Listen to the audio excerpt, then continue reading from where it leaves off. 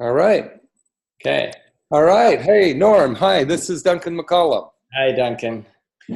I'm so glad to be able to talk to you right now. And so you're up in the burn zone up there in the Camp Fire region, and you're working with an organization called Northern California Animal Disaster Group, from what I understand. Yeah, we're the North Valley Animal Disaster Group based out of Butte County. Wow, that's a hard thing to remember. I kept trying to put all the numbers together and having to, or all the words together. But so I understand you guys are taking care of a lot of animals up there. You guys are volunteers. You're working very hard. And what can we do to help you? Well, right now we're looking for financial support. We have a lot of bills to pay. We're sheltering 1,600 animals. Wow. We're still sending about 20 teams a day up into the field looking for injured and burnt animals, and also sheltering animals in place. So we feed and water the animals that are still up there.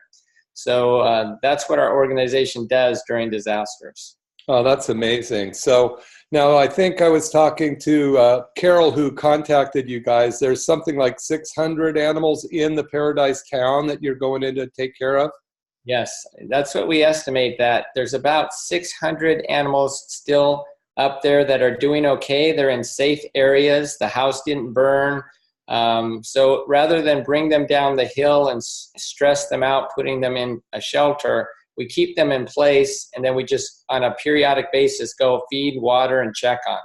Wow, that's pretty amazing. And they let you in. I guess they're not letting the residents back in, but they are letting you guys in. Yeah, no, we're trained to go behind the fire lines. We have all the equipment. We have radios to keep in contact. So we do get to go in. The residents, it's still not safe to go in. There's a lot of downed wires. There's all kinds of trees across the roads and poles that are down. So yeah, it's not quite safe. They're working on that. We're hopeful it'll happen in the next, week or two. That's amazing. So I'm just going to throw this out, and I'll probably repeat it a couple times, but you guys need money, really. It's a long haul thing. Yes. We put together something for people who are watching this. You can put in your text bar the word Campfire Pets. That's all one word, CAMP Fire Pets, and then text it to 474747. And that will open up a page for you. You can scroll down. You're going to see how it's going to be donated right to your site. So we have all your information. I think we got it from your wife, Janice. Right. And so they can come and make any kind of donation they want. I think you guys are probably going to be doing this for a while, right? I mean, there's not a lot of relief in sight. Yeah, no, we have 1,600 animals in the shelters. We expect when the people go back that some of the numbers will come down, but I think we're going to be sheltering animals for quite a while until people get their feet underneath them. Yeah. Now, you guys are going through like a ton of food a week or something like that? We go through 2 tons of food a day because we're feeding not just cats and dogs, but a lot of horses and other livestock. So we've tabulated it's about 2 tons a day of feed that we take to different places. That is unbelievable. 2 tons of food a day. That's amazing. So yeah, I understand that, for the people out there listening to this and want to help, you guys have like bearded dragons to feed and boa constrictors, and tell me some of the weird animals you guys got up there. Yeah, so in the shelters, we have everything from chinchillas to bearded dragons. There's a fair amount of reptiles, but we have chickens and ducks. And in the large animal shelter, we have horses and donkeys and goats and sheep. We have a little bit of everything, but mostly cats and dogs in the small animal shelters. Yeah, and I was talking to my friend Judith, who's up there working with the horses, as I was mentioning before, and she said there was almost 200 horses that are housed, and they brought in 8 or 2 days ago when she was up there. Yeah, the horse situation, as they are letting people into the outskirts of the fire, some of that is horse area, so that people can get back and they can move their horses to other pasture, to other places. So that's a good thing because taking care of the horses is kind of a specialty. We have some really good people that do it, but the sooner the owners can be able to do it, the better. Yeah, and I imagine that's quite a bit to handle. She was also saying that there's horses that have formed herds and that they're looking to bring wranglers in to catch them because they're on their own trying to survive now. Yeah, I mean, some of the horses where the fences burn down, they start moving together, and now you are going to have to separate them out and figure out whose horse is whose and move them. But at least they made it through the fire. I mean, that's the good news. Yeah. So just to touch bases again, 474747, put that in as if it were the phone number, 474747, and in the text line, put Campfire Pets, all one word, CAMP Fire Pets. Scroll down till you get the donate thing, and let's give these guys some help. I think Judith was saying that you guys somebody said that you guys seem to be okay right now, but the truth of the matter is next week or the week after, you still 2,000 or 2 tons a day. That's 4,000 pounds of food a day you guys are dispensing. Yeah, it's pretty impressive, the little army that we send out. But people have been very generous with donations, and food supplies we're actually doing pretty well on. What happened in this is we had to suddenly keep track of about 2,000 animals. And so we had to ramp up our hotline because we took over 10,000 calls the first week for people who wanted us to check on their animals, feed their animals. So we had to develop a hotline system, which meant computers and data entry. And that's the kind of stuff that we had to ramp up very quickly. And that's where some of the financial resources are really helpful.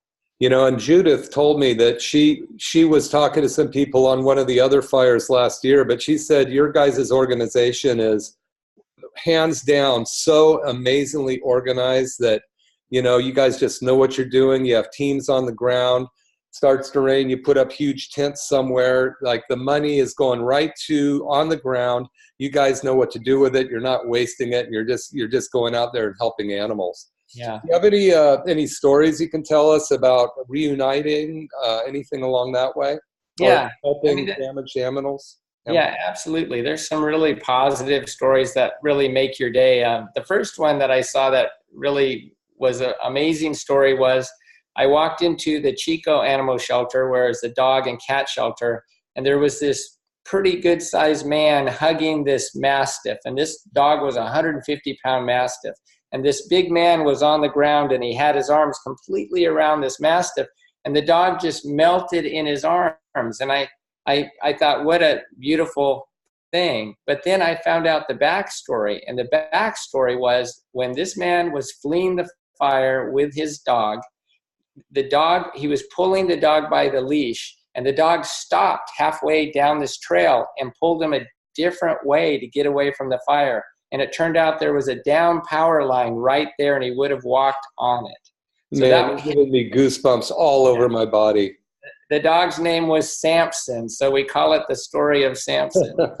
And then another cute story is the other day we evacuated some chickens. There were 4 chickens that got evacuated, and the owner came and said, well, did the chicks get taken too? And when they took the chickens, they never found these little chicks. There were like 6 little chicks, and we thought, oh no.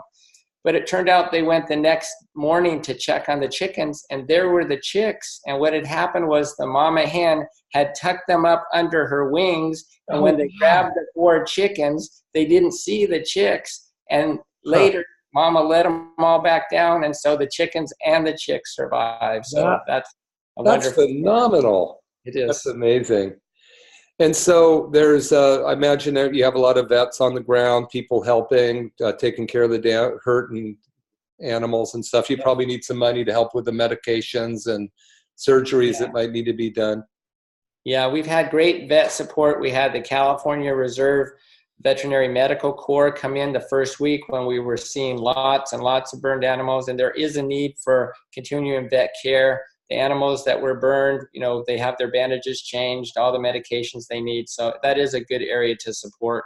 But the vets have been wonderful at taking care of the animals. That's amazing. And again, so anybody out there who sees this and wants to help, 474747 is the phone number. In the task line, you put Campfire Pets, CAMP Fire Pets, all one word. And just scroll down and let's donate. Let's see what we can do for these guys. We're going to be running this. I'm going to be, by the way, Norm, just so you know, I was on the radio here in town, KSCO, at 12 o'clock today on another dentist show, Dr. David Biles. And he asked me or allowed me to come in and do a commercial there.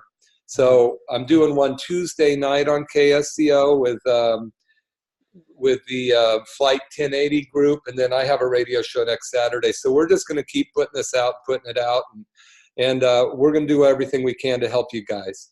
Thank you very much. Anything else you need? Anything else we can do for you?